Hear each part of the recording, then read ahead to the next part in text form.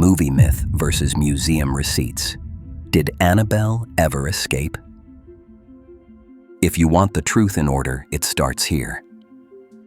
We'll separate legend from what you can actually point to. Here's the real timeline behind the Annabelle doll, what the famous demonologists said they recorded, what skeptics dispute, and the viral 2020 Annabelle escaped rumor that the museum's caretaker debunked on camera within hours. No jump scare fluff, just the spine of facts and where the evidence runs out. The movies rewrote the look and the lore. Most people picture a cracked porcelain face and a stalking monster.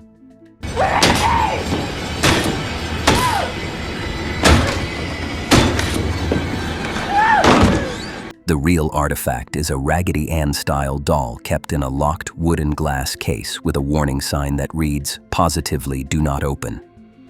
That gap, prop versus object, is where rumor keeps breathing. Back to the start. It's 1970. A nursing student, often called Donna in retellings, receives the doll as a gift. Weeks later, she reports small movements.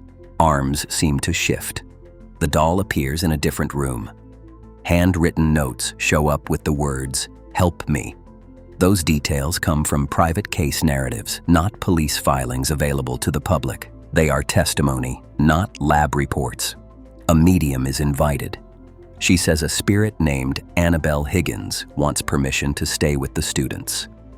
The investigators who take the case later insist it is not a child at all, but an inhuman spirit using a story to be welcomed in. That is an interpretation, powerful to some, unproven to others. Escalation follows in the accounts. Scratches appear on a visitor's torso. A priest allegedly experiences a near miss after joking about the doll. Independent paperwork for the injuries has not been released to the public. What we have is a narrative repeated in lectures, books, and interviews. According to that narrative, the doll is removed, blessed by a Catholic priest, and placed in a locked display case with a warning placard. What's verifiable today? The Warren Occult Museum, the private collection that included the doll, closed to public walkthroughs in 2017 after local zoning issues.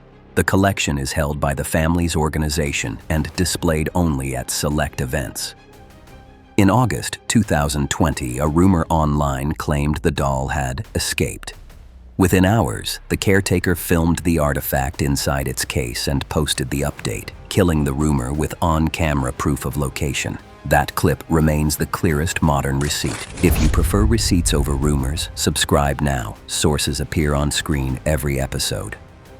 1 minute, straight through the spine of facts, gifted in 1970 to a nursing student.